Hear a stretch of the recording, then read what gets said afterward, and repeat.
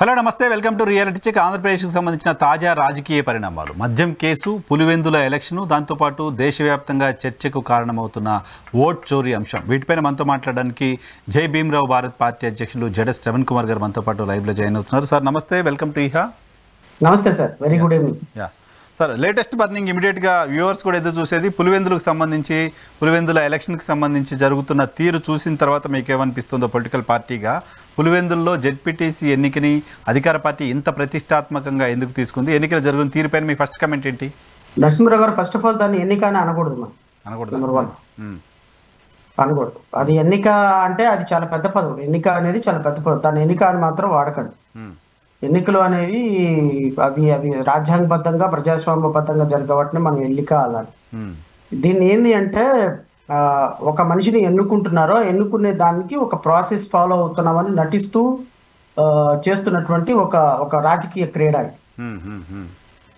ఎందుకంటే నేను మాట్లాడితే సహజంగా, లేకపోతే మీరు మాట్లాడితే నేను మాట్లాడితేనో ఏమనుకుంటారంటే ఈ ప్రజాస్వామ్యము, రాజ్యాంగము, డెమోక్రసీ, ఈ పనికిమాలిన పదాలన్నీ మాట్లాడుకోవడానికి ఇద్దరు వ్యక్తులు కూర్చున్నారు. ఆ ఇద్దరు వ్యక్తులు ఈ ప్రజాస్వామ్యం గురించి మాట్లాడుకుంటున్నారు. సో ఈ ప్రజాస్వామ్యం గురించి ఎంత చెప్పినా జరుగుతూనే ఉంటాయి అని ప్రజలు అనుకోవచ్చు, లేకపోతే వేరే మీడియా అనుకోవచ్చు, లేకపోతే రాజకీయ పార్టీలు అనుకోవచ్చు. కానీ ఓవరాల్ గా వీటన్నిటిని కూడా నేను కొలమానం వేసి నేను ఒకటే మాట చెప్పగలుగుతాను. సీరియస్లీ ఒక మాట చెప్పగలుగుతాను. ప్రజలు ఆలోచించుకోవాల్సి, అంటే ప్రజలు అంటే ఇక్కడ ఎలా ఉంటుందంటే నరసింహరావు గారు, రియలిస్టిక్ గా విశ్లేషణ చేస్తే వైఎస్ఆర్ కాంగ్రెస్ పార్టీకి ఉండాల్సిన ఓటింగ్ వైఎస్ఆర్ కాంగ్రెస్ పార్టీకి ఉంటుంది.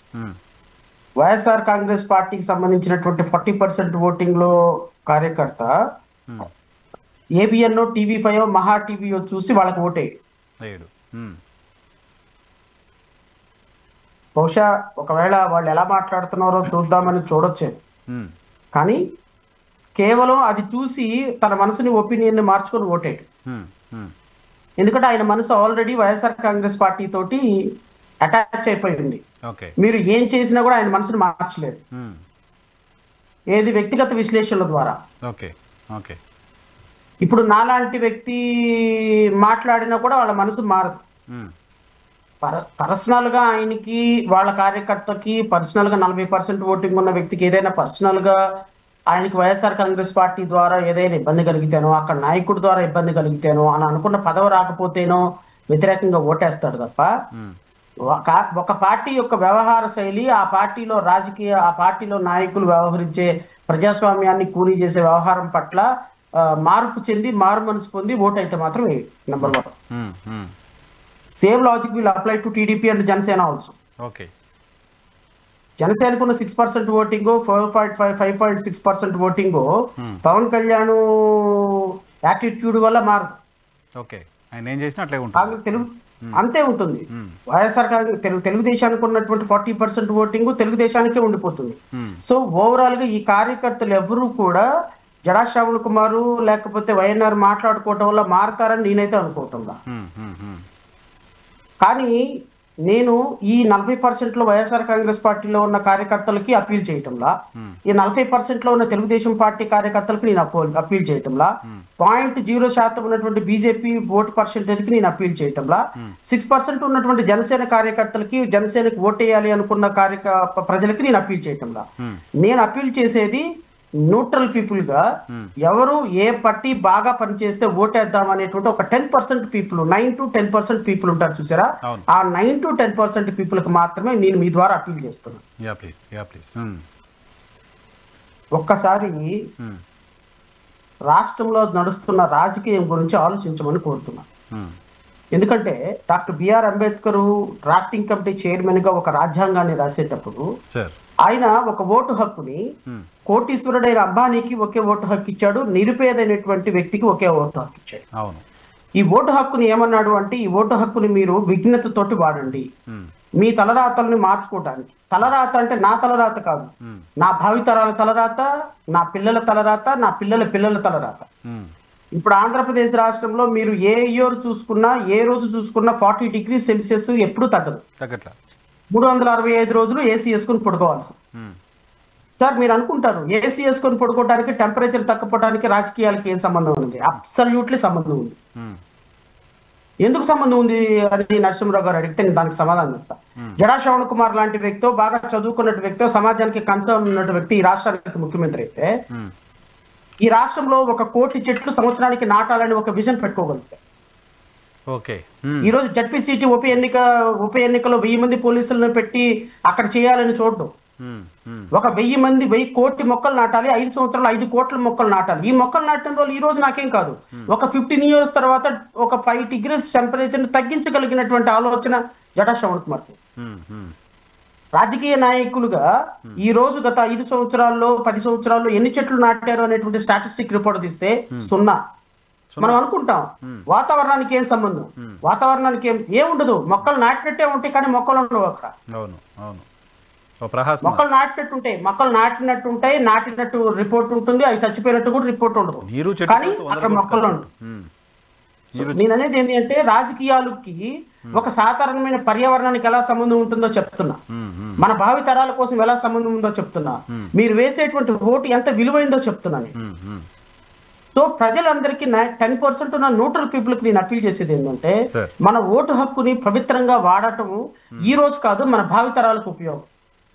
ఈ రోజు జడ్పీటీసీ ఎన్నిక 164 సీట్లు వచ్చినటువంటి తెలుగుదేశం పార్టీ కూటమి ప్రభుత్వం ఈ రోజు జడ్పీటీసీ ఎన్నికలో 1000 మంది పోలీసులను మోహరించి ఒక ఎన్నిక కోసం ఇంత ప్రతిష్టాత్మకంగా ఎందుకు పోరాడుతుంది? ఒక పాపని 4 కలిసి 16 మందిని రేప్ చేసిన వ్యక్తులను ఈ రోజు వరకు పట్టుకోరు సార్. ఒక దళిత బిడ్డ ఇంట్లో నుంచి తీసుకుని వెళ్ళి రేప్ చేసి రోడ్డు మీద వదిలేసి వెళ్ళిపోతే ఆ వ్యక్తులు పట్టుకోవడానికి 4 కానిస్టేబుల్ని పెట్టదు సార్. ఈ రోజు ఇళ్లలో నుంచి వెళ్ళిపోయి 30,000 మంది ఆడపిల్లలు ప్రాస్టిట్యూషన్ లో బతుకుతుంటే పవన్ కళ్యాణ్ గారు చెప్పినట్టు వాళ్ళని పట్టుకురావడానికి 100 మంది పోలీసులను పంపించదు సార్. కానీ ఒక ఉప ఎన్నిక కోసం 1000 మంది పోలీసులు మోహరించింది అంటే ఎక్కడుంది సార్ డెమోక్రసీ? ఎక్కడుంది సార్ ఓటు హక్కు? ప్రయారిటీ ఎవరి ప్రయారిటీ ఏంటి? ఈ రోజు ఒక ఊళ్ళో ఉన్నటువంటి ఓట్లు తీసుకెళ్లి వేరే ఊళ్ళో ఓట్లు వేయాలి, 15 కిలోమీటర్లు 20 కిలోమీటర్లు ట్రావెల్ చేసి. సార్ ఒక ఊరు నుంచి ఇంకో ఊరికి వెళ్ళేటప్పుడు దారి మధ్యలో 100 మంది కార్యకర్తలను పెట్టి రాడ్లు కత్తులతోటి నుంచో పెడితే ఎవరు సార్ ఓటేస్తారు వచ్చి? లేదు అసలు ఊరు నుంచి పోయి ఓటేసే వాళ్ళు లేకుండా పోయారు. ఒక ఊర్లో నుంచి ఇంకొక ఊరికి ఓటేయాలనేటువంటి ఒక దారుణమైన వ్యవస్థను పెట్టి ప్రతి నాయకుడిని అరెస్ట్ చేసి నాయకుడు మతాలు తీసుకెళ్లి లోపలేసి ప్రజాస్వామ్యబద్ధంగా జరగాల్సిన ఎన్నికను ఒక జడ్పీటీసీ ఎన్నిక కోసం ఇన్ని 1000 మంది పోలీసుల్ని, ఇంతమంది మంత్రులు, ఇంతమంది అధికార యంత్రాంగం ఎందుకు మోహరించారో చెప్పనా సార్? నువ్వు నేర్పిన విద్యే కదా నీరజాక్ష అని జగన్మోహన్ రెడ్డి చేసినటువంటి పాపాలు ఎలా తిరిగి వస్తుంది?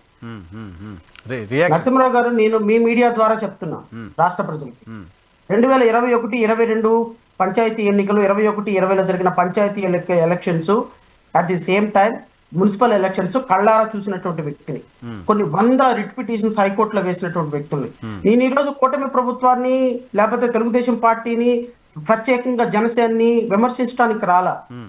రాష్ట్రంలో ప్రజాస్వామ్యం ఎలా కూని అయిపోతుంది అని రాష్ట్ర ప్రజలకి ఒక విన్నపం చేయడానికి వచ్చిన. తెలుగుదేశం పార్టీ ప్రతిపక్షంలో ఉన్నప్పుడు ఈరోజు వైఎస్ఆర్ కాంగ్రెస్ పార్టీ కొన్ని 1000 మంది పోలీసులను పెట్టి కొన్ని 100 పంచాయతీల్ని బహిరంగంగా బలవంతంగా వాళ్ళ చేత విత్డ్రాల్ చేయించి నామినేషన్ చేయించి ఏకగ్రీవాలని ప్రౌడ్గా ప్రకటించుకున్నటువంటి వైఎస్ఆర్ కాంగ్రెస్ పార్టీ సమయంలో ఈ ఇప్పుడు గోల పెడుతున్నటువంటి ప్రజాస్వామ్యవాదులంతా ఏమైపోయినారు సార్? ఇప్పుడు మాట్లాడుతున్న ప్రజాస్వామ్యవాదులంతా ఏమైపోయారు సార్? ఈ రోజు గొగ్గోలు పెడుతున్నటువంటి ప్రజాస్వామ్యవాదులంతా ఏమైపోయారు సార్? ఈ రోజు పులివెందుల జడ్పీటీసీ ఎన్నికల్లో మమ్మల్ని ఓట్లు ఎన్నియటం లేదని వైఎస్ఆర్ కాంగ్రెస్ పార్టీ నాయకులందరూ వెళ్తున్నారే, మరి ఆ రోజున ప్రజాస్వామ్యం ఏమైపోయింది? ఆ రోజున ప్రజాస్వామ్యం కోసం ఫైట్ చేసింది మేమే కదా. ఆ రోజు ప్రజాస్వామ్యాన్ని కాపాడింది కోర్టులే కదా. అంటే నువ్వు చేస్తేనేమి సంసారం, ఎదుటోడు చేస్తే వ్యభిచారమా? నేను అదే కూటమి ప్రభుత్వాన్ని కూడా అడుగుతున్నా. మీరు ఆ రోజున మీరు హైకోర్టులో జనసేన పార్టీ తరపు నుంచి రిట్ పిటిషన్ వేశారు, వాళ్ళ రామయ్య రిట్ పిటిషన్ వేశాడు, మేము ఒక రిట్ పిటిషన్ వేశాం. పంచాయతీ ఎలక్షన్లు ఇంత దారుణంగా జరుగుతున్నాయి, ఇలాంటి ఎలక్షన్స్ ని రద్దు చేయండి అని ఎలక్షన్ కమిషన్ మీద గొడవ పెట్టి వేశాము. మరి ఇన్ని చేసి తెలుగుదేశం పార్టీ ఈ రోజు అదే దారిలో మీరు వెళ్తుంటే ప్రజలు మిమ్మల్ని ఎందుకు సార్ నమ్మాలి? ఇప్పుడు అంతే సార్, ఆయన చేశాడు ఈయన చేశాడని ఆయనే చేసుకుంటూ పోతే రాష్ట్రం ఏంటి, ప్రజలేంటి, ప్రజాస్వామ్యం ఏంటి, దీని గురించి ఎవరు కన్సర్న్ చూపించాలి? దీని గురించి ఏం లేదు నరసింహరావు గారు. ఇప్పుడు మీలాంటి వ్యక్తులు, నాలాంటి వ్యక్తులు ఎన్నికల్లో పోటీ చేయాలి అంటే ఫస్ట్ ఇక మనకి ఈ ఎన్నికల్లో పోటీ చేయడానికి ఇదిగో నేనేమంటానంటే, అసలు నేను రాష్ట్రపతిని లేకపోతే ప్రధానమంత్రిని కోరేది ఏంటంటే ఎలక్షన్ కమిషన్ కోరేది ఏంటంటే అసలు 2 పార్టీల సిస్టమే పెట్టేసండి అమెరికాలో లాగా. ఈ దరిద్రం వదిలిపోతుంది. మా రాజకీయ పార్టీలకు సంబంధించినటువంటి అన్ని ఏది కూడా ఇంకా ఎలక్షన్ కమిషన్ అనేది తీసేసి రద్దు చేసేసి అన్ని 2500 రాజకీయ పార్టీలను రద్దు చేసేసి ఏ రాజకీయ పార్టీ అయితే 5,000 కోట్లు 10,000 కోట్లు డిపాజిట్ చేయగలదో ఆ రాజకీయ పార్టీనే పెట్టేసేస్తే సరిపోతుంది. వేలపాటు పెట్టేస్తే ఏ పార్టీ ఎక్కువ పాడుకుంటే వాళ్ళకి ఇచ్చేస్తారు. ఎవరు ఎమ్మెల్యే సీటు ఎవరు ఎంపీ సీటు ఎక్కువ పాడుకుంటే అంత ఎలక్షన్ కమిషన్ లో డిపాజిట్ చేసి కొనేసుకోవటం బెటర్. ఎందుకంటే ఇక్కడ రాజకీయ పార్టీలుగా మాలాంటి రాజకీయ పార్టీలు ఓట్లు ఇచ్చి డబ్బులు కొనాలి, 5,000 రూపాయలు ఓటుకి ఇవ్వాలి, లేకపోతే 100 కోట్లు ఖర్చు పెడితే ఎంపీ 70 కోట్లు ఖర్చు పెడితే ఎమ్మెల్యే అనే పరిస్థితుల్లో ఇలాంటి పరిస్థితుల్లో రేపు ఎలక్షన్ పెట్టినా అనవసరం. ఇప్పుడు పులివెందులో నేను ఒక పంచాయతీ జడ్పీటీసీగా పోటీ చేయాలనుకున్నాను సార్. నేను జడ్పీటీసీగా పోటీ చేయాలనుకున్నప్పుడు అసలు అలాంటి పరిస్థితుల్లో ఎవరైనా ఓటు వేయగలుగుతారా? అసలు లేదు కదా, చాలా మంది ఓట్లు వేయలేకపోతున్నాం. పోలీసులు కాళ్ళకు దండం పెడుతున్నారు, మమ్మల్ని ఓటేయండి బాబు అని. ఫ్రీ అండ్ ఫెయిర్ ఎలక్షన్ జరిగే పరిస్థితి ఉందా? ఒక జడ్పీటీసీ ఎన్నికను వీళ్ళు ప్రతిష్టాత్మకంగా తీసుకొని అంత చేస్తుంటే వాళ్ళు ప్రతిష్టాత్మకంగా తీసుకొని మంత్రులని ఎమ్మెల్యేలు అందరినీ డంప్ చేసి రాజకీయ వ్యవస్థ మొత్తాన్ని పోలీస్ యంత్రాంగాన్ని మొత్తాన్ని వాళ్ళు గుప్పెట్లో పెట్టుకుంటే ఇంకా వేరే డెమోక్రసీ. మీరు డెమోక్రసీ అని నేను మాట్లాడుకోవడం వల్ల ప్రజలకు ఉపయోగం లేదు. నేను 10% ప్రజలకు అంతగానే అపీల్ చేస్తున్నా. 10% ప్రజలకి 10% న్యూట్రల్ పీపుల్ గా ఉన్నటువంటి ఓటర్లు ఈ వ్యవస్థని మార్చే విషయంలో కనుక మీరు సహకరించకపోతే, ఈ వ్యవస్థను మార్చే విషయంలో కనుక మీరు మీ ఓటుని విఘ్నతతో ఆలోచించకపోతే రేపొద్దున ఈ ప్రజాస్వామ్యంలో వీళ్ళు అనుకుంటారేమో, న్యూట్రల్ పీపుల్ అనుకుంటారు, రేపొద్దున 10 సంవత్సరాలు వచ్చిన మీ కూతురు బయటకు వెళ్ళి ఒక మెడికల్ స్టోర్ లో ఒక సాయంత్రం 8 గంటల తర్వాత మా నాన్నగారికి కడుపులు నొప్పి ఉంది, ఒక బెరాల్గన్ టాబ్లెట్ తీసుకురావడానికి ఒక పక్క మెడికల్ షాప్కి వెళ్ళి పంపించాలంటే భయం, మళ్ళీ తిరిగి వస్తో లేదా భయం. దీనికి కారణం ఏంటి సార్? రాజకీయ వ్యవస్థ కాదా? ప్రజల్లో కాన్ఫిడెన్స్ నింపాల్సిన వ్యవస్థ, రాజకీయ వ్యవస్థ ఫెయిల్ అయిపోయినట్టు కదా. సో ఇలాంటి దుర్మార్గమైన వ్యవస్థను ఏర్పాటు చేసుకుంటుంది మీరే, రాష్ట్ర ప్రజలే. ఇలాంటి నాయకులు ఏర్పాటు చేసుకుంటుంది రాష్ట్ర ప్రజలే. సో కాబట్టి నేను మీ ద్వారా రాష్ట్ర ప్రజలకి, న్యూట్రల్ గా ఉన్నటువంటి ప్రజలకు అప్పీల్ చేసేది ఏంటంటే వ్యవస్థను మార్చండి. వ్యవస్థను మార్చే ఆయుధం మీ చేతుల్లోనే ఉంది. మీ 10% ఓటు బ్యాంక్ మాత్రమే రేపొద్దున వ్యవస్థలో ఏ రాజకీయ పార్టీ గెలవాలి? వైఎస్ఆర్సీపీ గెలవాలా, జడా శ్రవణ్ కుమార్ గెలవాలా, పవన్ కళ్యాణ్ గెలవాలా, చంద్రబాబు నాయుడు గెలవాలా? వ్యవస్థను మార్చేటువంటి ఆయుధం మీతోనే మొదలవాలి. ఇలాంటి వ్యవస్థలో ఎలాంటి పోలీసులు, ఎలాంటి ఇప్పుడు చూడండి జగన్మోహన్ రెడ్డి రేపు వచ్చి ఊరుకుంటాడా?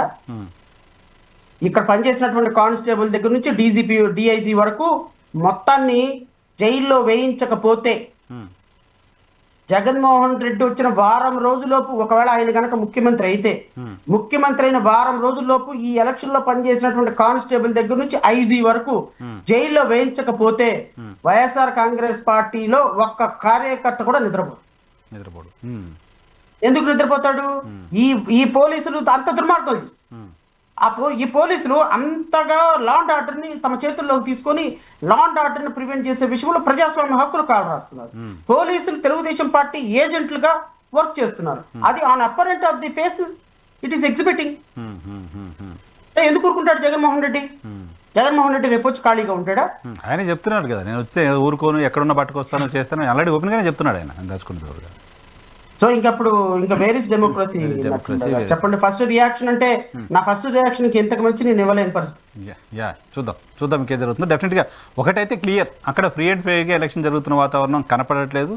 అప్పుడు వాళ్ళు చేశారు కాబట్టి వీళ్ళు చేస్తున్నారంటే, అప్పుడు వాళ్ళు చేశారు కాబట్టి కదా వాళ్ళ ఇంటికి పంపించి మీకు అధికారం వచ్చింది. మీరు కూడా అదే చేస్తే మీకు ఉంటుంది కదా. Right sir. మద్యం అంశానికి సంబంధించి కూడా రాష్ట్రంలో చాలా పెద్ద చర్చ. మద్యం కుంభకోణం అనాలా లేకపోతే మద్యం కేసు అనాలి తెలియదు. మద్యం కేసుకు సంబంధించి అసలు ఏం జరుగుతుంది? నిన్న మళ్ళీ సిట్ వేసిన ఛార్జ్షీట్లో ఉన్న అంశాలకు సంబంధించిన చర్చ చూస్తున్నాం. మొదటి ఛార్జ్షీట్ మనం మాట్లాడుకున్నాం. మొదటి ఛార్జ్షీట్లో జగన్మోహన్ రెడ్డి పేరు రావడం చూసాం. సో సెకండ్ ఛార్జ్షీట్ ఇప్పుడు ఫైల్ చేసింది. ఫర్దర్గా ఏం జరిగే అవకాశం ఉంది? ఆ ఛార్జ్షీట్ చూసిన తర్వాత మీకు ఏమనిపించింది శ్రవణ్ గారు? ఇంకా పూర్తిగా అయితే బయటకు వచ్చినట్టు లేదు ఆ ఛార్జ్షీట్. అంటే ప్రాథమికంగా నేను ఛార్జ్షీట్ నేను పూర్తిగా వర్డ్ చదవలేదు కానీ but I have a glance own. ఇక్కడ మొదటి ఛార్జ్షీట్లో కానీ రెండో ఛార్జ్షీట్లో కానీ ఒక గమ్మత్తైన విషయం ఏంటంటే జగన్మోహన్ రెడ్డిని నిందితుడిగా చేర్చలేదు. ఆయన ఇప్పుడు దాకా నిందితుడిగా లేడు. మొదటి ఛార్జ్షీట్లో 2 చోట్ల జగన్మోహన్ రెడ్డి 3,500 కోట్ల రూపాయల కిక్ బ్యాక్స్ అందుకున్నారు.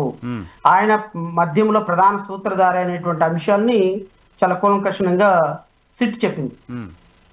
ఈ 3,500 కోట్లు కూడా జనరల్ ఎలక్షన్స్ లో ఓట్లు బయింగ్ కోసం జగన్మోహన్ రెడ్డి వాడాడు అనేది ప్రధాన అభియోగం. అంతటితో క్లోజ్ అయిపోయింది అది.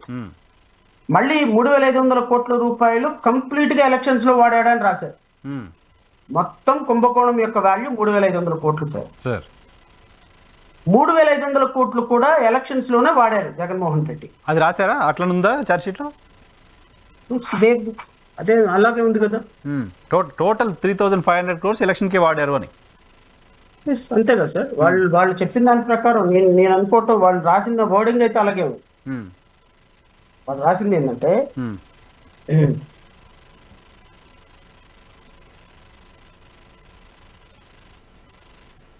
it is further revealed during investigation that the cash which was received in the form of kickbacks, there is no, because it is a charge sheet కాబట్టి నేను ప్రతి వర్డ్ కౌంట్ చేసుకుంటా. ఎందుకంటే రేపొద్దున మీరు రిమాండ్ రిపోర్ట్ అయితే, ఎఫ్ఐఆర్ అయితే, 161 statement అయితే మీరు మార్చుకోవచ్చు. ఓకే. కానీ మారంది ఏదైనా ఉంది అంటే అది చార్జ్ షీట్. ఓకే, వాళ్ళ ఫైండింగ్ అని కదా, వాళ్ళ ఇన్వెస్టిగేట్ చేసి తేల్చిన అంశాన్ని కదా అక్కడ చెప్తుంది. వన్స్ కనుక మీరు చార్జ్ షీట్ లో రాసిన తర్వాత you can't go back. Okay okay. మీరు కనుక గో బ్యాక్ అయ్యారంటే కేసు నిలబడదు. Okay. Every word is countable in charge sheet according to the criminal jurisprudence. It is further revealed during investigation that the cash which was received in the form of kickbacks was distributed to voters during the general elections 2024. Okay. For the purpose of inducing the voters to vote for the YSRCP party. This was corroborated by the statements of LW 142, LW 162, LW 166, LW 167, LW 224. Okay. వీళ్ళందరూ కూడా list of witnesses. LW అంటే list of witnesses. Prosecution charge sheet లో 142 witness, 162 witness, 160C witness, 167 witness, 224 witness చెప్పింది ఏంటి అంటే kick backs రూపంలో అందుకున్నటువంటి 3,500 కోట్ల రూపాయలు. అది ఎంత స్పెసిఫికేషన్ అయితే మాత్రం లేదు, ఖచ్చితంగా కిక్ బ్యాక్స్ రూపంలో 3,500 కోట్ల రూపాయలు వచ్చినాయి అని మాత్రం రాస్తున్నారు. ఈ 3,500 కోట్ల రూపాయలు కిక్ బ్యాక్స్ రూపంలో వచ్చినటువంటివి జనరల్ ఎలక్షన్స్ లో ఓట్లు కొనడానికి వాడారు అనేది చిట్టి యొక్క ఫైండింగ్. ఓకే. సో నేనేమంటానంటే ఈ 3,500 కోట్ల రూపాయలు ఓన్లీ బయింగ్ ఓటర్స్ కోసం వాడితే మరి గోల్డ్ బులియన్ మార్కెట్ లో నుంచి గోల్డ్ 100 కోట్ల రూపాయలు పెట్టి గోల్డ్ ఎవరు కొన్నారు, తర్వాత అపార్ట్మెంట్స్ ఎవరు కొన్నారు, తర్వాత అపార్ట్మెంట్స్ ఎక్కడ ఉన్నాయి, తర్వాత దీనికి సంబంధించినటువంటి వెంచర్స్ ఎక్కడ ఉన్నాయి, ల్యాండ్లు ఎక్కడ ఉన్నాయి, షేర్ మార్కెట్ లో పెట్టిన షేర్లు ఏమైనాయి, సో దాని విలువ ఎంతో నాకైతే తెలియదు. Because according to the SIT finding 3,500 కోట్ల రూపాయలు రఫ్ గా ఓవరాల్ గా మిస్అప్రాప్రియేట్ అయింది, గవర్నమెంట్ కి లాస్ అయింది. గవర్నమెంట్ కి లాస్ కాదు, ఇట్ ఈస్ అ మిస్అప్రాప్రియేటెడ్ వాళ్ళు ఇంత స్కామ్ లో ఇంత ఇన్వాల్వ్ అయిందని రాశారు. సో ఇప్పుడు ఈ 3,500 కోట్ల రూపాయలు కిక్ బ్యాక్స్ రూపంలో ఈ స్టేట్మెంట్లు చెప్పినట్టుగా వెళ్ళిపోతే జగన్మోహన్ రెడ్డి అల్టిమేట్ గా సూత్రధారి అని రాసుకుంటే దీంట్లో మరి మొన్న దొరికిన 11 కోట్లు ఎక్కడి నుంచి వచ్చినాయి అనేది నా ప్రాథమికమైనటువంటి ప్రశ్న. Correct correct. ఎక్కడి నుంచి వచ్చినట్టు మరి?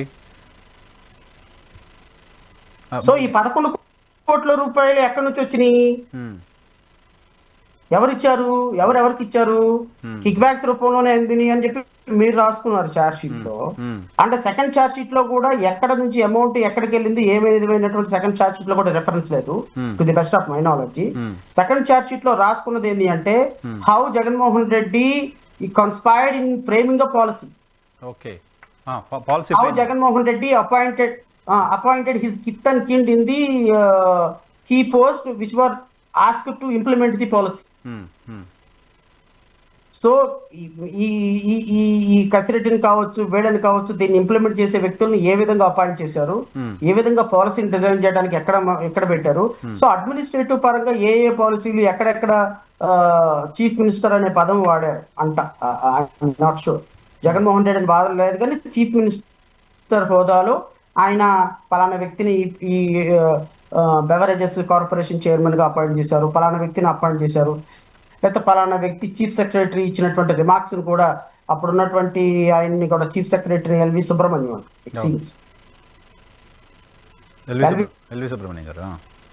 సుబ్రహ్మణ్యం పలానా వ్యక్తిని అపాయింట్ కార్పొరేషన్ చైర్మన్ గా అంటే కాదు ఆల్రెడీ వేరే అతన్ని అపాయింట్ చేశామని చెప్పి అతన్ని కూడా పక్కన పెట్టి చీఫ్ మినిస్టర్ అపాయింట్ చేశాడు అని.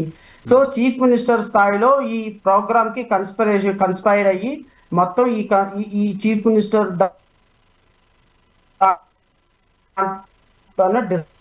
డిజైన్ చేశారు ఈ స్కీమ్ అంతా to try to establish something second charge sheet లో. సో సెకండ్ ఛార్జ్ షీట్ లో కూడా జగన్మోహన్ రెడ్డి అక్యూజ్డ్ గా ఆయన పేరు ఎక్కడ కూడా జగన్మోహన్ రెడ్డి పేరు చేర్చలా, అక్యూజ్డ్ గా చేర్చలా. ఓకే,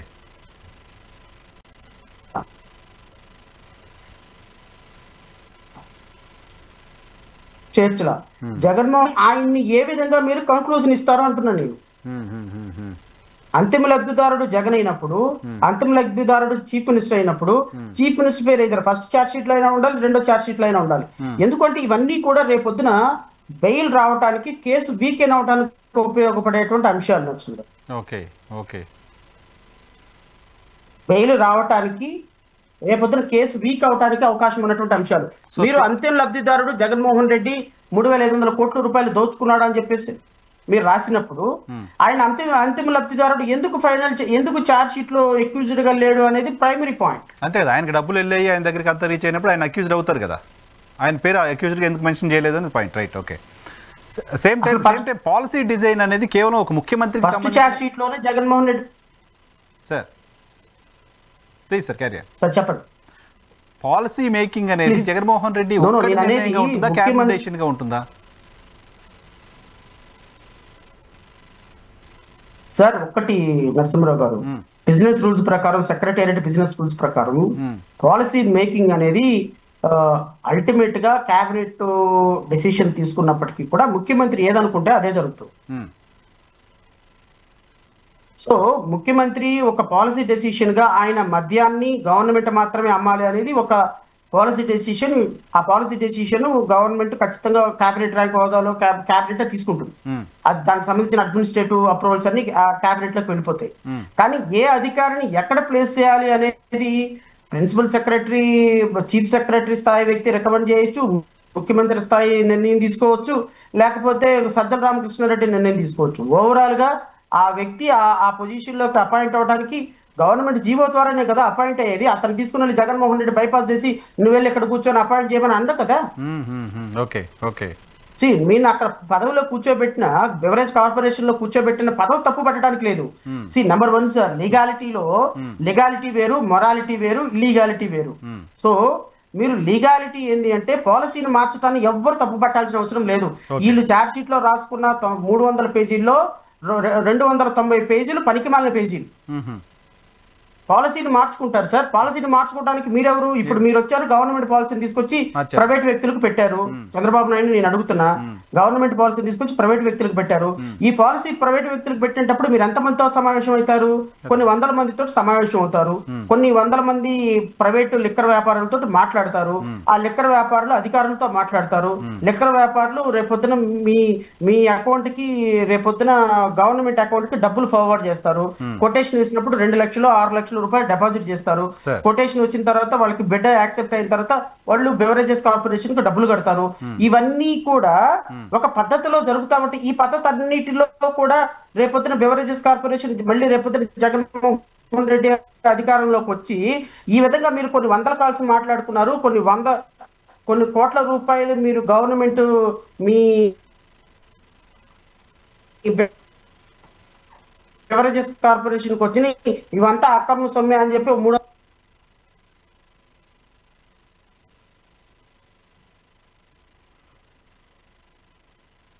మళ్ళీ జగన్మోహన్ రెడ్డి కూడా వీళ్ళందరూ ఒక 10,000 కోట్ల రూపాయలు స్కామ్ జరిగిందని మళ్ళీ కూడా మీ మీద చేయొచ్చా? సో పాలసీ డెసిషన్ తీసుకునేటప్పుడు గవర్నమెంట్ ఆ పాలసీ డెసిషన్ అనేది కొన్ని పరిమితులకు లోబడి ఉంటుంది. Policy decision itself is not wrong. Number 2, ఏ వ్యక్తులను ఎక్కడ ప్లేస్ చేయాలి అనేది policy making is not wrong. At the same time ఏ వ్యక్తిని ఎక్కడ ప్లేస్ చేయాలి, ఏ బెవరేజెస్ కార్పొరేషన్ చైర్మన్ కి ఎవరిని వేయాలని చెప్పేటువంటి హక్కు, తప్పు పట్టేటువంటి హక్కు కూడా సిట్టుకు లేదు కదా. ఎవరినైనా ఎక్కడైనా ప్లేస్ చేయొచ్చు. సో వీళ్ళ ఎంటైర్ ఛార్జ్ షీట్ అంతా ఎలా నడుస్తుంది అంటే ఎవరెవరు పాలసీ మార్పులో మాట్లాడారు, పాలసీ మార్పు చేసేటప్పుడు ఎవరెవరు మీటింగ్లు పెట్టినారు, ఈ కసిరెడ్డిని లేకపోతే వాసుదేవరెడ్డిని వీళ్ళందరిని అపాయింట్ చేసేటప్పుడు ఎవరెవరు దీంట్లోకి వచ్చారు, ఇవన్నీ కూడా వీళ్ళు ఒక కాన్స్పిరసీ థియరీ కింద డెవలప్ చేయడానికి దాని మసాలా మిక్స్ చేస్తున్నారు. అల్టిమేట్ గా వీళ్ళు చేయాల్సింది ఏంది, అల్టిమేట్ గా ఛార్జ్ షీట్ చెప్పాల్సింది ఏంది, ఇదిగోండి వీళ్ళు పాలసీ మార్చారు, పాలసీని మార్చినందుకు ఈ వ్యక్తులు పెట్టారు, ఇదిగో ఈ వ్యక్తికి ఇదిగో పలానా వ్యక్తికి 100 కోట్ల రూపాయలు ఇచ్చారు, ఈ 100 కోట్ల రూపాయలు తీసుకున్న జగన్మోహన్ రెడ్డి, 100 కోట్ల రూపాయలు తీసుకున్న విజయసాయి రెడ్డి ఈ 100 కోట్ల రూపాయలు తీసుకెళ్లి 80 కోట్ల రూపాయలు జగన్మోహన్ రెడ్డికి ఇచ్చాడు. జగన్మోహన్ రెడ్డి 80 కోట్ల రూపాయలు పెట్టి పలానా బిల్డింగ్ కొన్నాడు, పలానా షేర్ కొన్నాడు, పలానా డబ్బులు 80 కోట్ల రూపాయలు పెట్టి పలానా దానికి ఖర్చు పెట్టాడు. ఈ 80 కోట్లు మేము వెళ్ళి రికవర్ చేసుకునే టైంకి 50 కోట్లే మిగిలినాయి. ఇదిగోండి 50 కోట్ల రూపాయలు గవర్నమెంట్ దగ్గర వీళ్ళు పాలసీని మార్చి ఇదిగో 50 కోట్లు సంపాదించారు, వాస్తవంగా 3500 కోట్లు సంపాదించారు, ఇదిగో జగన్ దగ్గర ఎంత దొరికింది, విజయసాయి రెడ్డి దగ్గర ఎంత దొరికింది అని చెప్పటమే ఇన్వెస్టిగేషన్. ఓకే, ఛార్జ్ షీట్ లో అది ఉండాలి. That is what the charge sheet is meant for. అది వదిలేసి వాడెవడో దగ్గర నుంచి కిక్ బ్యాక్స్ ఈడికి వచ్చింది, ఈయన దగ్గర నుంచి కిక్ బ్యాక్స్ ఈయన దగ్గరకు వచ్చినాయి, విజయసాయి రెడ్డి దగ్గర నుంచి కిక్ బ్యాక్స్ ఫలానా ఆయనకు వచ్చినాయి, గోవిందప్ప దగ్గరకు వచ్చినాయి, గోవిందప్ప జగన్మోహన్ రెడ్డికి ఇచ్చాడు, జగన్మోహన్ రెడ్డి తీసుకెళ్లి ఎలక్షన్ లో డబ్బులన్నీ ఖర్చు పెట్టేశాడు, తూచి అంతా గప్చుప్ సంబారు బుడ్డి ఛార్జ్ షీట్ 3500 కోట్ల రూపాయలు అంటే ఎట్లా అంటున్నాను. సో జగన్మోహన్ రెడ్డిని ఛార్జ్ షీట్ లో నిందితుడిగా చేర్చే ప్రయత్నం, నిందితుడిగా చూపించే ప్రయత్నం చేయకపోవడం వెనక సిట్ జగన్మోహన్ రెడ్డిని కాపాడాలనుకుంటుందా, జగన్మోహన్ రెడ్డికి ఫేవర్ చేయాలనుకుంటుందా? ఆధారాలు సార్, మీరు జగన్మోహన్ రెడ్డికి అంతిమ లబ్ధిదారుడు అన్నారు, అంతిమ లబ్ధిదారుడుగా జగన్మోహన్ రెడ్డి దగ్గర నుంచి మీరు ₹1 రికవర్ చేశారా? అంతిమ లబ్ధిదారుడుగా జగన్మోహన్ రెడ్డి దగ్గర నుంచి ఒక బంగారం ఏమైనా రికవర్ చేశారా? అంతిమ లబ్ధిదారుడుగా జగన్మోహన్ రెడ్డి దగ్గర నుంచి ఆ డబ్బులతో కొన్న ఆస్తులు కానీ అంతస్తులు కానీ ఏమైనా రికవర్ చేశారా? నీ మీద బేర్ ఎలిగేషన్ ఛార్జ్ షీట్ లో సరిపోదు కదా నరసింహరావు గారు. Something should recover from you or something, there must be a substantial evidence to prove against you. There is no even iota of evidence. Jaganmohan Reddy నిందితుడు, భారతి మేడం ఆవిడ భారతి గారు నిందితులు అని రకరకాలైనటువంటి ఎలిగేషన్స్ మీడియాలో వస్తున్నాయి తప్ప ఛార్జ్ షీట్ చూస్తే సున్నా. ఇప్పుడు ఈ రోజు సెకండ్ ఛార్జ్ షీట్ వేశారు, సెకండ్ ఛార్జ్ షీట్ లో not even single piece of substantial evidence they produce. రేపొద్దున కోర్టు న్యాయస్థానాల దగ్గరికి వెళ్ళినప్పుడు how they will prove? Charge sheet లో లిక్కర్ స్కామ్ జరిగింది, లిక్కర్ స్కామ్ ని ప్రూవ్ చేసే పద్ధతి ఏది? మీరు నేను మాట్లాడుకున్నట్టు ఉండకూడదు కదా నరసింహరావు గారు. లిక్కర్ స్కామ్ అనేది కదా స్టోరీ లాగా ఉండకూడదు, నేరేషన్ లాగా ఉండకూడదు, ఎవిడెన్స్ ఉండాలి కదా, బేస్ ఉండాలి. నేరేషన్ లాగా ఉండొచ్చు, మీరు థియరీని నారేట్ చేయొచ్చు, you can narrate the theory, but where is the evidence? 11 కోట్లు పట్టుకున్నారు, 11 కోట్లు పట్టుకున్న దానికి అంతిమ లబ్ధిదారుడైన జగన్మోహన్ రెడ్డికి ఏంటి సంబంధం? ఏం ప్రూవ్ చేయలేకపోయారు కదా కూడా. వాళ్ళ ఛార్జ్ షీట్ కంటెంట్ ప్రకారం అల్టిమేట్ గా డిస్ట్రిబ్యూటర్స్ దగ్గర నుంచి, డిస్టిలరీ ఓనర్స్ దగ్గర నుంచి, దాని దగ్గర నుంచి వీళ్ళకి XYZ ఇప్పుడు వాళ్ళు ఇచ్చినటువంటి థియరీ ప్రకారం రాష్ట్ర ప్రజల కోసం అర్థం అవడం కోసం నేను ఇంకొకసారి చదివి వినిపిస్తా, because nothing wrong charge sheet చదవటం వల్ల. సార్ వీళ్ళు చెప్పింది ఏంటంటే, under the threat of loss of business several distilleries agreed to pay kickbacks at the rate of 12%. Soon the percentage of kickbacks were increased to 20% of the base price. The collected amounts, అంటే kickbacks ఎవరైతే 12% నుంచి 20% అంగీకరించిన తర్వాత distillery owners, the collected amounts అంటే ఈ distillery owners దగ్గర నుంచి amount collect చేసుకొని the collected amounts were eventually handed over to Kasireddy Rajasekhar Reddy A1. ఈ డిస్టిలరీ ఓనర్స్ అందరూ కూడా కసిరెడ్డి రాజశేఖర్ రెడ్డి దగ్గరికి A1 కి ఎందుకంటే నేను ఛార్జ్ షీట్ చదివి ఎందుకు వినిపిస్తున్నానంటే, ఛార్జ్ షీట్ లో చెప్పిందే ప్రామాణికం, ఇంకా వేరేది ఏది కాదు. on record, on paper, that is the evidence, that is the word. రేపొద్దున వీళ్ళు ఛార్జ్ షీట్ లో కోర్టులో ప్రూవ్ చేయాల్సిందే. ఇప్పుడు నేనే డిఫెన్స్ కౌన్సిల్ అనుకోండి, ఫర్ ఎగ్జాంపుల్ నేనే XYZ లాయర్ అయితే నేను ఇన్వెస్టిగేషన్ ఆఫీసర్ అడుగుతా, నెంబర్ 1 ప్రశ్న, the collected amounts were eventually handed over to Kasireddy Rajasekhar Reddy A1. నేనంట కసిరెడ్డి రాజశేఖర్ రెడ్డికి ఎక్కడ హ్యాండ్ ఓవర్ చేశారు డిస్టిలరీ ఓనర్స్? కసిరెడ్డి రాజశేఖర్ రెడ్డికి ఎంత హ్యాండ్ ఓవర్ చేశారు డిస్టిలరీ ఓనర్స్? ఏ డేట్లో హ్యాండ్ ఓవర్ చేశారు డిస్టిలరీ ఓనర్స్? ఈ కిక్ బ్యాక్స్ రూపంలో ఎంత అమౌంట్ హ్యాండిల్ చేశారు? మీరేమో 3500 కోట్లు అంటారు. ఒక 3,500 ఒక బ్యాగ్ లో ఎంత పడుతుంది? బికాస్ ఈ టైం వచ్చేటప్పటికి 500 నోట్లు అయితే రద్దు అయిపోయినట్టు మా బహుశా ఉన్నట్టేమో నాకు తెలియదు. బట్ ఈ 500 కోట్ల రూపాయలు 2,000 రూపాయల నోట్లో ఎన్నిసార్లు హ్యాండ్ ఓవర్ చేశారు? 3,500 కోట్ల రూపాయలు ఒక బ్యాగ్ లో ఎంత అమౌంట్ పడుతుంది? మహా పడితే 2 కోట్లు 3 కోట్లు పడుతుంది. 3,500 కోట్లు ఎన్ని వేల సార్లు హ్యాండ్ ఓవర్ చేసి ఉండాలి? Number 1, the collected amounts were eventually handed over to Kasireddy Rajasekhara Reddy. ఎవరు హ్యాండ్ ఓవర్ చేశారు కసిరెడ్డి రాజశేఖర రెడ్డికి? Because there are an number of distillery owners ని మీరు చూపించారు. ఈ డిస్టిలరీ ఓనర్స్ లో ఎంత అమౌంట్ తీసుకెళ్లి కసిరెడ్డి రాజశేఖర్కి ఇచ్చారు? Number 1. Number 2, Kasireddy Rajasekhara Reddy would then pass the amount to Vijayasai Reddy A5. ఎక్కడ పాస్ చేశాడు విజయసాయి రెడ్డికి? అంటే ఒక బ్యాగ్ లోనే 3,500 కోట్లు పనిచేశారా? లేకపోతే ఎందుకు అంటే ఇది 1 డేలో వచ్చేది కాదు. ఈ ఓఎఫ్ఎస్ అంతా ఎవ్రీ మంత్ ప్రాఫిట్ లో నుంచి వాళ్ళకి ఇచ్చే అమౌంట్. సో ఈ ట్రాన్సాక్షన్ 1 టైం ట్రాన్సాక్షన్ జరిగేది లేదు. ఈ పాలసీ జరిగిన 5 సంవత్సరాలు ఎవ్రీ మంత్ వచ్చే అమౌంట్ లో నుంచి ఎవ్రీ మంత్ 50-60 crores ఇచ్చారు అని చెప్పి రాశారు. సో ఎవ్రీ మంత్ ఈ 50-60 crores అంటే రైట్ ఫ్రమ్ 2019 నుంచి 2024 వరకు కూడా ఎవ్రీ మంత్ 50-60 crores పాస్ అయింది. సో 50 ఎవ్రీ మంత్ ఇదే ట్రాన్సాక్షన్ లో వెళ్ళిందా? సో విజయసాయి రెడ్డి దగ్గరికి ఇచ్చారు. Then Vijayasai Reddy passed the money to Mithun Reddy. Mithun రెడ్డికి ఇచ్చాడు. మిథున్ రెడ్డి ఎక్కడ ఇచ్చాడు? మిథున్ రెడ్డికి ఏ ప్లేస్ లో ఇచ్చారు? వెంటనే ఇచ్చారా లేదా? Number 2, Mithun Reddy passed the amount to Balaji Govindappa. Balaji గోవిందప్పకి ఇచ్చాడు. బాలాజీ గోవిందప్ప ఎక్కడ ఇచ్చాడు? ఏ టైంలో ఇచ్చాడు? ఏ డేట్ లో ఇచ్చాడు? ముందు రోజే ఇచ్చేసాడా? లేకపోతే నిన్న అమౌంట్ తీసుకుని 2వ రోజు హ్యాండ్ ఓవర్ చేశాడా? Then he would transfer the former chief minister Y S Jaganmohan Reddy. On an average 50-60 crores was collected every month. This was corroborated by the statements of LW 104. So Govindappa Jaganmohan రెడ్డికి ఎలా ఇచ్చాడు? ఎక్కడిచ్చాడు? గోవిందప్ప జగన్మోహన్ రెడ్డి ఎవ్రీ మంత్ కలిసినట్టు ఆ kick bags తీసుకెళ్లి జగన్మోహన్ రెడ్డికి ఇచ్చినట్టు మీరు ఏమైనా ఎవిడెన్స్ కలెక్ట్ చేశారా? ఓకే. ఏ డేట్ లో ఇచ్చాడు? ఎప్పుడు ఇచ్చాడు? ఆ అమౌంట్ ఏమైంది? అమౌంట్ రికవరీ చేశారు. బట్టలు ఎప్పదీసి నుంచో పెడతారు కోర్టులో అట్ట. So SIT has to prove that. దీనికి సమాధానం ఎట్లా? రేపొద్దున ఏ విధంగా ఛార్జ్ షీట్ లో పెడతారు జగన్మోహన్ రెడ్డిని? ఓకే, జగన్మోహన్ రెడ్డిని ఏ విధంగా ఛార్జ్ షీట్ లో పెడతారు నరసింహరావు గారు? సో పెట్టలేరు కదా, చూపించాలి కదా. ఆ ఎవిడెన్స్ ప్రూవ్ చేయకపోతే ఛార్జ్ షీట్ లో పెట్టి ఛార్జ్ షీట్లు పిచ్చి వ్యవహారాలు అబాస్ పాలైపోతారు కదా. సరే, ఇప్పుడు అదొక పాయింట్ అయితే ఖచ్చితంగా నరసింహరావు గారు, ఇప్పుడు ఇది ప్రజల సొమ్ము. సో 3,500 కోట్ల రూపాయలు ఓటర్లకు పంచారనే ఒక పాయింట్ ఉంది సార్.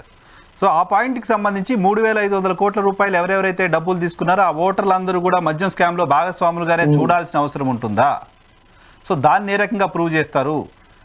దానికి సంబంధించి ఏం జరగబోతోంది?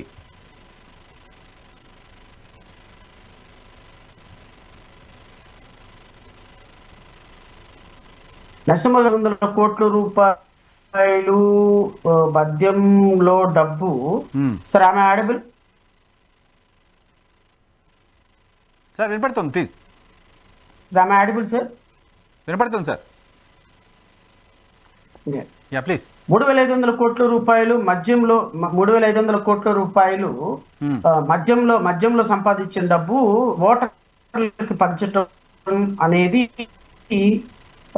సిట్ కన్ఫర్మ్ చేసింది. నెంబర్ 1, సిట్ కన్ఫర్మ్ చేసిన తర్వాత ఇప్పుడు సిట్ ఈ 3,500 కోట్ల రూపాయలు ఏ కాన్స్టిట్యున్సీలో వాళ్ళు డబ్బులు పంచారు, ఏ అభ్యర్థి పంచాడు అనేది వీళ్ళు డీటెయిల్ గా స్టేట్మెంట్ ఇవ్వాలి రేపొద్దున. నెంబర్ 2. నెంబర్ 3, ఎవరైతే ఈ డబ్బులు తీసుకున్నారో ఈ డబ్బులు తీసుకున్నటువంటి ఓటర్స్ అందరూ కూడా, అంటే ఎవరు తీసుకున్నారు ఏంటి తీసుకున్నారు అనేది నాకు తెలియదు, ఎందుకంటే ఇది సిటీ యొక్క ఫైండింగ్ కాబట్టి. నరసింహరావు తీసుకున్నారా, శ్రవణ్ కుమార్ తీసుకున్నాడా, సుబ్బారావు సిట్ చెప్పాలి అది. సో ఈ సిట్ ప్రూవ్ చేసి ఏం చేయాలి అంటే, number 1, receiving of bribe amount, stolen amount, what ever it is. ఎందుకంటే ఇది ఒక విధంగా ప్రజల దగ్గర నుంచి దొంగతనం చేసిన అమౌంటే, స్కామ్ అమౌంట్, మిస్అప్రాప్రియేటెడ్ అమౌంటే. ఈ మిస్అప్రాప్రియేటెడ్ అమౌంట్ ని తీసుకుని వాడుకున్నందుకు ఎవరెవరైతే ఓటర్లు వాడుకున్నారో వాళ్ళని చేర్చాలి. నెంబర్ 1. నెంబర్ 2, ఎలా ఇంకో సెక్షన్ ఉంది, దానికి 3 సంవత్సరాల వరకు జైలు శిక్ష ఉంది, ఆ సెక్షన్ కూడా పెట్టాలి. ఇప్పుడు ఈ మద్యం స్కామ్ లో డబ్బులు తీసుకోవటం ఒక పద్ధతి, ఎలక్షన్ లో డబ్బులు తీసుకున్న ఓటేసినందుకు 170 EF ఎలక్షన్ కోడ్ లో ఉన్నటువంటి 171 తర్వాత ఉన్నటువంటి ఐపీసీ సెక్షన్స్ లో ప్రతి ఐపీసీ సెక్షన్ లో receiving of money for the purpose of jail శిక్ష, దానికి కూడా వాళ్ళ మీద కేసు పెట్టాల్సి వస్తుంది. సో ఈ 2 అంశాల్లో సిట్ ఫైండింగ్ ఇవ్వాలి. రేపొద్దున ఖచ్చితంగా సిట్ దీని మీద ఫైండింగ్ ఇవ్వాలి. ఎవరెవరైతే డబ్బులు తీసుకున్నారో ఆ ఓటర్స్ ని ఎంక్వైరీ చేయాలి. ఎలక్షన్ ఎక్స్పెండిచర్ లో అతను చూపించాడు, ఎలక్షన్ ఎక్స్పెండిచర్ లో చూపించే అవకాశం లేదు. సో నేను ఇక్కడ ఏమంటానంటే, నేను ప్రాథమికంగా సిట్ రిపోర్ట్ ని నమ్ముతున్నాను సార్. 3,500 కోట్ల రూపాయలు ఒక ఎలక్షన్ లో వైఎస్ఆర్సీపీ ఖర్చు పెట్టింది. ఈ ఎలక్షన్ లో ఖర్చు పెట్టినటువంటి అమౌంట్ ఖర్చు పెట్టిందని ఒక రాజ్యాంగబద్ధమైన సంస్థ చెప్తుంది కాబట్టి ఇప్పుడు ఎలక్షన్ కమిషన్ సిట్ అధికారులను పిలిచి ఎంక్వైరీ చేయాల్సిన బాధ్యత ఉంది. నేను అందుకనే నేను ఒక రాజకీయ పార్టీ అధ్యక్షుడిగా నేను 25 మంది మా పార్టీ ఎంపీ సభ్యుల చేత ఎంపీ అభ్యర్థులుగా కంటెస్ట్ చేసిన 25 మంది అభ్యర్థుల చేత నేను ఒక్కొక్క అభ్యర్థి 20 పేజీల కంప్లైంట్ ఇచ్చాడు ఎలక్షన్ కమిషన్ కి. 20 పేజీల కంప్లైంట్ 20 పేజీల కంప్లైంట్ ఇచ్చాడు. నేనేం అడిగానంటే 20 పేజీల కంప్లైంట్ లో section 58 sub clause A of people representative act 1958 it seems, దీని ప్రకారంగా ఎలక్షన్ లో డబ్బులు ఫ్లో జరిగింది అని ఎలక్షన్ కమిషన్ భావిస్తే ఆ ఎలక్షన్ రద్దు చేయాలి.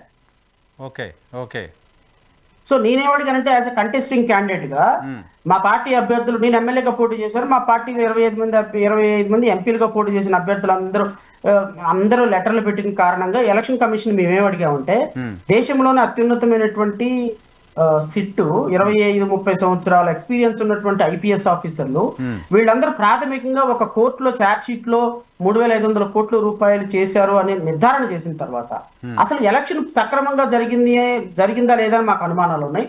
దీని మీద మీరు ఎంక్వైరీ చేసి మీరు దీనికి సంబంధించినటువంటి సిట్ అధికారులు పిలిచి ఎంక్వైరీ చేయండి. నిజంగానే వాళ్ళు చెప్పినట్టుగా 3,500 కోట్ల రూపాయలు కనుక ఎలక్షన్ లో వాడారనుకోండి, ఎలక్షన్ రద్దు చేయాల్సిందే ఖచ్చితంగా. ఎందుకు రద్దు చేయాలి అంటే section is mandatory election commission. ఒకవేళ లేదు అంటే సిట్ అధికారుల రిపోర్ట్ తప్పు అని అయినా రిపోర్ట్ ఇవ్వాలి. రెండిట్లో ఏదో ఒకటే నిజం ఉంటుందిగా, సిట్ అయినా కరెక్ట్ అవ్వాలి, ఈసీ అయినా కరెక్ట్ అవ్వాలి. ఈ రెండిట్లో ఏది కరెక్ట్ అయినా we don't have any objection. నిజంగానే ఎలక్షన్ కమిషన్ కనుక సిట్ చెప్పిందని అబద్ధాలు, ఎలక్షన్ లో ఎలాంటి ఫ్లో జరగలేదని చెప్పింది అనుకోండి, మాకు కొంచెం హ్యాపీ. ఇప్పుడు తిరుమల లడ్డు జరిగింది సార్, మీరు తిరుమల లడ్డు తినేశారు, తిన్న సంవత్సరం తర్వాత వీళ్ళేమన్నారు, పంది కొవ్వు కలిసింది తిరుమల లడ్డులో అన్నారు. ఇప్పుడు మీరు తిన్నారా లేదా మీకు డౌట్, మీరు తిన్న ప్రసాదం అపవిత్రమైందో లేదో మీకు డౌట్. సో మొన్న సిట్ వేసి అబ్బాబా అట్లా ఏం జరగలేదని ఇచ్చింది అనుకోండి అమ్మయ్య అని సాటిస్ఫై అవుతాం. సో సేమ్ నేను కూడా అంతే, మా పార్టీ అభ్యర్థులు అందరూ ఏమంటున్నారు, డబ్బులు పంచారు కాబట్టి మేము ఓడిపోయామంటున్నారు. వాళ్ళ అనుమానాలు కూడా నివృత్తి అవ్వాలి కదా. ఫెయిర్ ఎలక్షన్, ఫ్రీ ఎలక్షన్ జరగాల్సింది నా బాధ్యత, అది నా ప్రాథమిక హక్కు. సో నేను ఇప్పుడు ఆల్మోస్ట్ ఆల్ ఈసీకి రిసీవ్ అయ్యి మా కంప్లైంట్ లో 10 రోజులు అవుతుంది, 5 రోజులు 7 రోజులు అవుతుంది. సో ఇంకొక వారం చూస్తాం. వారం చూసి ఎలక్షన్ కమిషన్ కనుక రెస్పాండ్ అవ్వకపోతే 25 మంది రిట్ పిటిషన్స్ కి హైకోర్టులో వేస్తాం.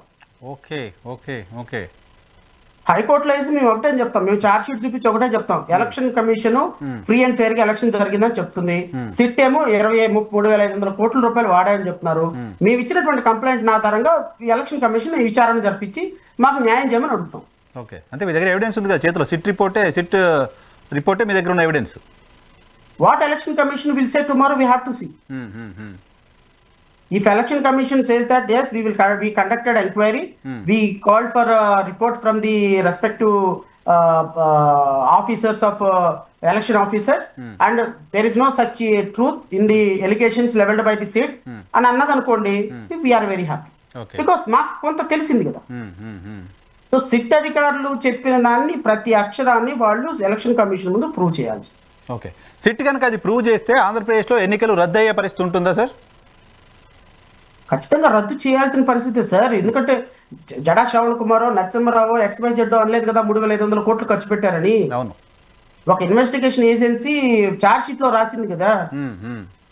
ఛార్జ్ షీట్ లో రాసిన దాన్ని తప్పైనా వాళ్ళు ఒప్పుకోవాలి. లేదండి అది ఏదో వేగ్గా రాసిస్తాం మేము, అది తప్పు, అట్లా ఏం జరగలేదు ఎలక్షన్ల అక్రమాలని సిట్ చెప్పమనండి. లేదు ఎలక్షన్ల అక్రమాలు జరిగినాయి అని ఎలక్షన్ కమిషన్ చెప్పమనండి, ఏదైనా చెప్పమనండి. సో రేపొద్దున నిజంగా అక్రమాలు జరిగిన సిట్ చెప్పిందే నిజమైతే ఎలక్షన్ రద్దు అవ్వాలి. నేను రద్దు అవ్వకపోతే సుప్రీంకోర్టుకైనా వెళ్తాం మేము, నో డౌట్. మేమైతే వదిలే ప్రసక్తే లేదు. జేబీఎం భారత పార్టీ అయితే వదిలే ప్రసక్తే లేదు. ఇప్పటికే దేశవ్యాప్తంగా రాహుల్ గాంధీ ఒక అనుబాంబ్ ఏదో బెల్చారు. ఆయన మహదేవ్పూర్ అసెంబ్లీ గురించి, బెంగళూరు సెంట్రల్ గురించి ఓట్ చోరీ జరుగుతుందంటే ఒక క్యాంపెయిన్ చేస్తున్నారు. సో ఓట్ చోరీ జరిగింది అంటూ రాహుల్ చేస్తున్న క్యాంపెయిన్ పట్ల మీ రియాక్షన్ ఏంటి, మీ పార్టీ వర్షన్ ఏంటి, మీరేమనుకుంటున్నారు? ఖచ్చితంగా కొన్ని ఏం జరుగుతుంది అంటే నరసింహారావు గారు, ఇక్కడ ఎలా ఉంటదంటే ఎంత టెక్నికల్ గా చేస్తారు అంటే, ఇప్పుడు మనం సినిమాలో చూసినట్టు ఆలీ ఒక సినిమాలో దొంగ, ఎస్వి కృష్ణారెడ్డి డైరెక్షన్ సినిమాలో ఏమయ్యా దొంగతనం ఏ రోజు చేస్తారంటే సోమవారం నుంచి ఆదివారం శుక్రవారం దాకా దొంగతనాలు చూడు, ఓన్లీ శని ఆదివారాలే దొంగతనం చూస్తారు. ఎందుకు శని ఆదివారాలే దొంగతనం చేస్తామంటే శని ఆదివారాలు అందరూ అవుట్ ఆఫ్ మూడ్ లోకి వెళ్ళిపోతారు, పార్టీ మూడ్ లోకి వెళ్ళిపోతారు, ఎవరు ఇళ్లలో ఉంటారు కాబట్టి మన పని చక్కగా ప్రశాంతంగా చేసుకొని రావచ్చు అనేది దొంగలాజు. ఆ దొంగ హీస్ రైట్. శనివారం మీరు ఎక్కడికో పబ్కి వెళ్ళిపోతారండి, ఎవరు ఇంట్లో ఉండరు, ఇంటికి వచ్చరికి 3, 4 అయిద్ది, వచ్చినా కూడా పడుకుంటారు. ఎక్కడెక్కడ ఎవరెవరు శనివారాలు ఆదివారాలు వెళ్తున్నారో చూసుకొని శని ఆదివారాలు మాత్రమే టార్గెట్ చేసుకుంటాడు. సో సోమవారం నుంచి శనివారం శుక్రవారం దాకా వర్క్ చేసుకుంటూ ఇంట్లో ఉంటారు కాబట్టి ఎవరి ఇంటికి దొంగతనం వెళ్ళడు. సేమ్ రాజకీయ పార్టీల్లో ఈవెన్ భారతీయ జనతా పార్టీ చేస్తుంది కూడా అదే పని.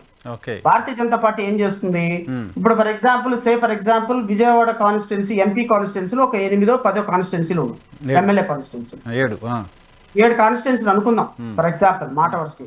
ఈ 7 కాన్స్టిట్యున్సీల్లో ఒక కాన్స్టిట్యున్సీలో వాళ్ళకి ఒక 30,000 40,000 మెజారిటీ తెప్పించుకోగలిగితే, అక్కడ దొంగ ఓటర్లను యాడ్ చేయగలిగితే, ఆ దొంగ ఓటర్లు అందరూ 30,000 40,000 మంది ఒక కాన్స్టిట్యున్సీలో యాడ్ చేయగలిగితే ఆ 40,000 ఓట్లు ఈ 6 కాన్స్టిట్యున్సీల మీద వచ్చే దాని మీద ఇంపాక్ట్ పడుతుంది.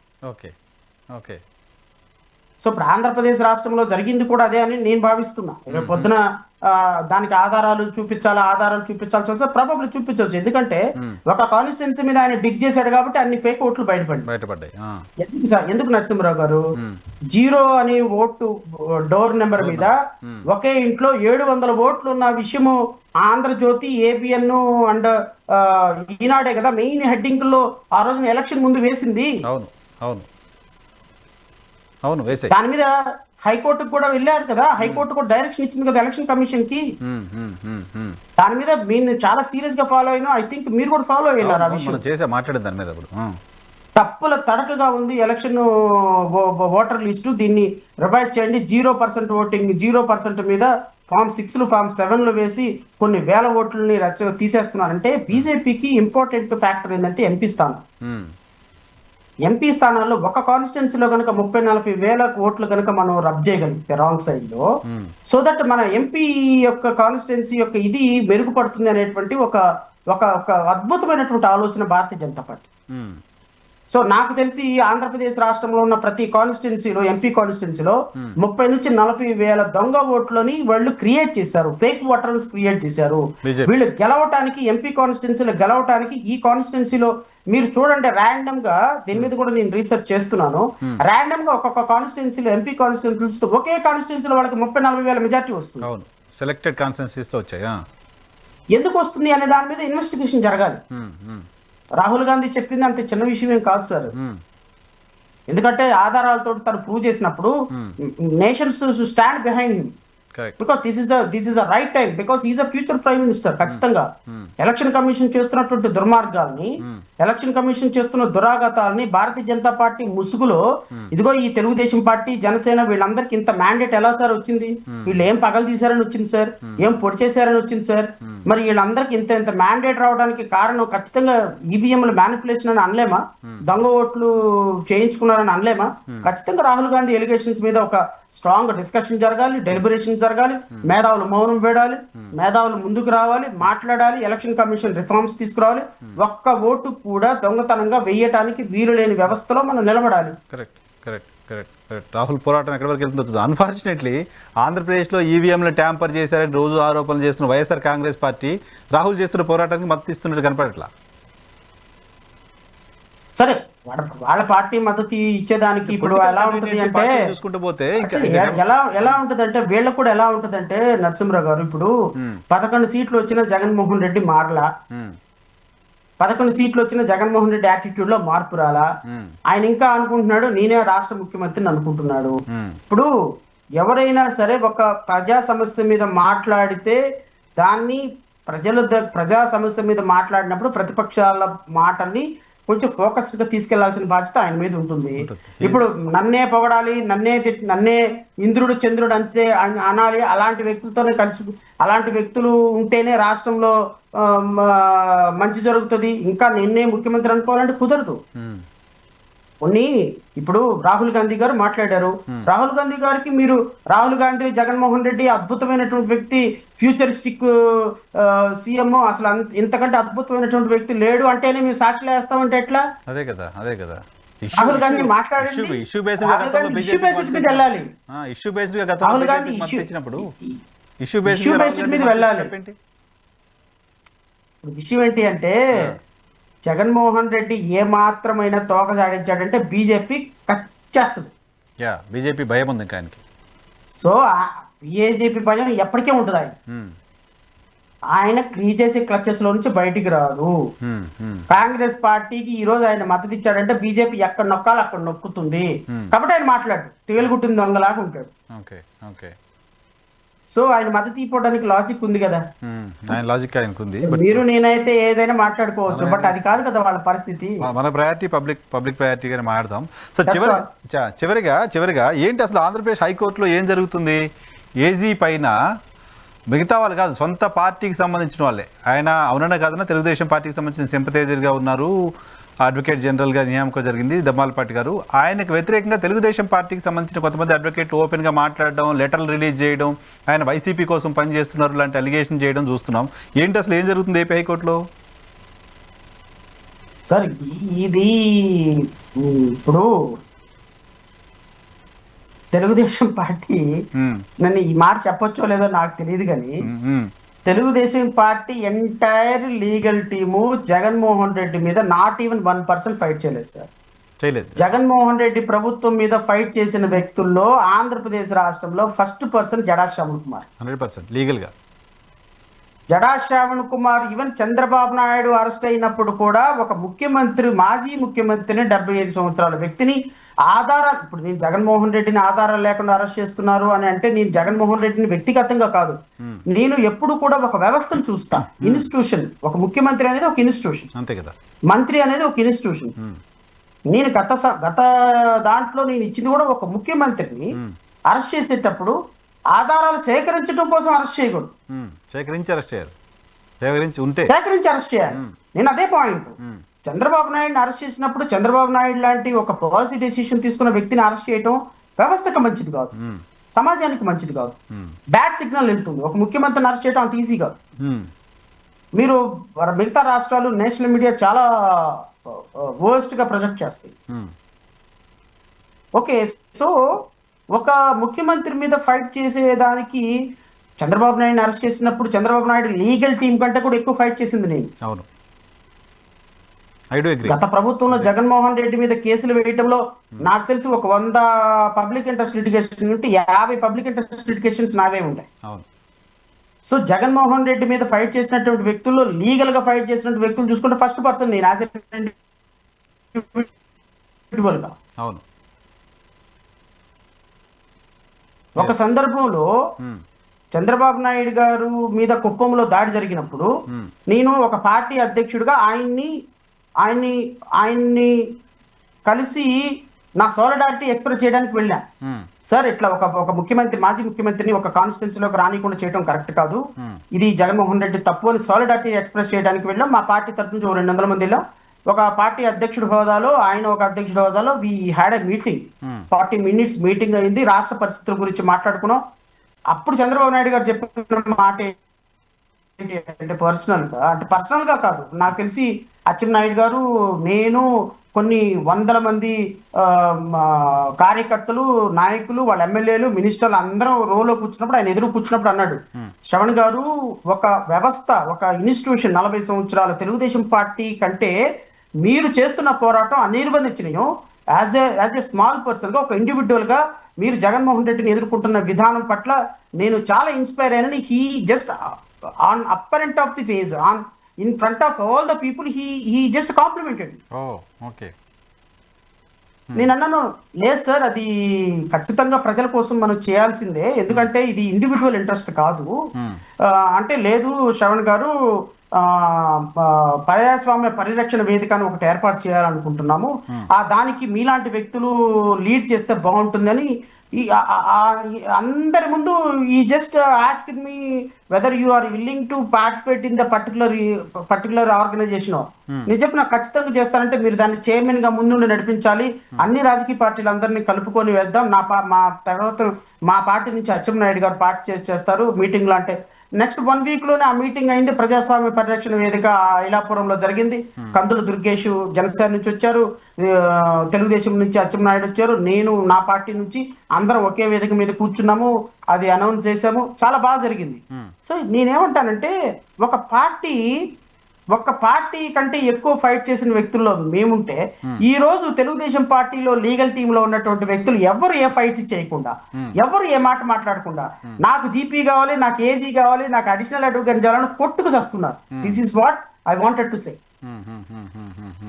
వీళ్ళకి ఎవరికి కూడా అసలు పదవడిగా అర్హతే లేదు తెలుగుదేశం పార్టీలో. బట్ వాళ్ళు తెలుగుదేశం పార్టీలో ఉన్నారు కాబట్టి ఇప్పుడు ఎవరైతే ఎలిగేషన్ చేస్తున్నారో ఆయన, ఎవరి మీద అయితే ఎలిగేషన్ చేస్తున్నారో ఆయన, ఈయనకి మంచి పదవి ఇవ్వలేదని ఆయనకి పదవి ఇవ్వలేదని ఈయన, తెలుగుదేశం మీడియాలో పని చేయని వ్యక్తులందరూ కూడా పదవుల కోసం పోటీ పడుతుంది. ఆ రోజున జగన్మోహన్ రెడ్డి మీద ఏ ఒక్కళ్ళు మాట్లాడలే, భయపడ్డారు. అప్పుడు బయటికి రావడానికి భయపడ్డారు కదా. నాకు తెలిసి ఇప్పుడు ఎవరైతే ఫైట్ చేస్తున్నారో లక్ష్మీనారాయణ, ఆయన ఖచ్చితంగా ఫైట్ చేశాడు, అందులో డౌట్ లేదు. But where is Dammalapati Srinivas garu, additional advocate general, I don't no.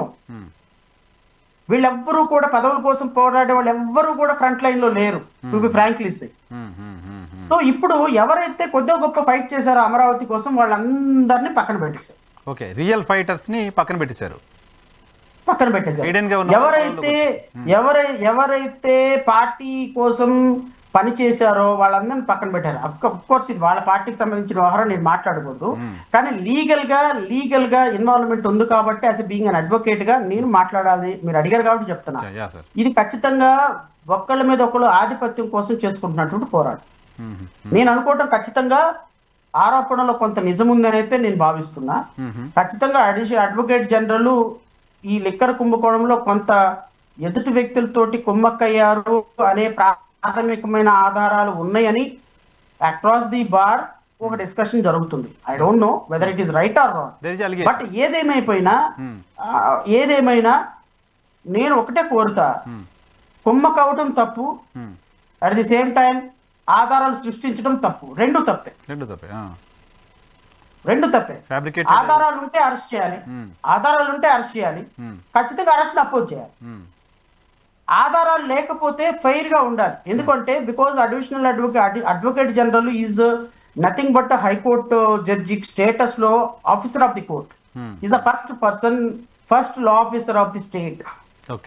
He has to assist the court in proper way. అంతేగాని హిడెన్ ఎజెండాలతోటి వాళ్ళకి వీళ్ళకి బెయిల్ ఇప్పించేదానికి ఇంకొకళ్ళ మీద ప్రెజర్ తీసుకురావటం అనేది కరెక్ట్ కాదు. అలాగా ఏమైనా చేస్తే మాత్రం ఖచ్చితంగా ఆధారాల మీద ఎంక్వైరీ జరగాల్సిందే. ఆయన అడ్వకేట్ జనరల్ గా పక్కన పెట్టేసి ఖచ్చితంగా నిజాయితీ కలిగినటువంటి వాళ్ళు హైకోర్టుని తప్పుదో పట్టించకుండా నిజాయితీగా ఉండేటువంటి ఆఫీసర్ అపాయింట్ కావాలి అనేది నా పార్టీ తరపు నుంచి నేను వ్యక్తిగతంగా డిమాండ్ చేస్తాను. అది మంచిది కూడా కదా స్టేట్కి, అటువంటి వ్యక్తి ఉంటే మంచిది కూడా కదా స్టేట్కి. పొలిటికల్ మోటివ్స్ లేకుండా ఉండేవారు. Right sir, thank you Shravan గారు, మాకోసం సమయం కేటాయించినందుకు. ఇది జడ శ్రవణ్ కుమార్ గారితో స్పెషల్ రియాలిటీ చెక్. చూస్తూనే ఉండండి ఈ టీవీ.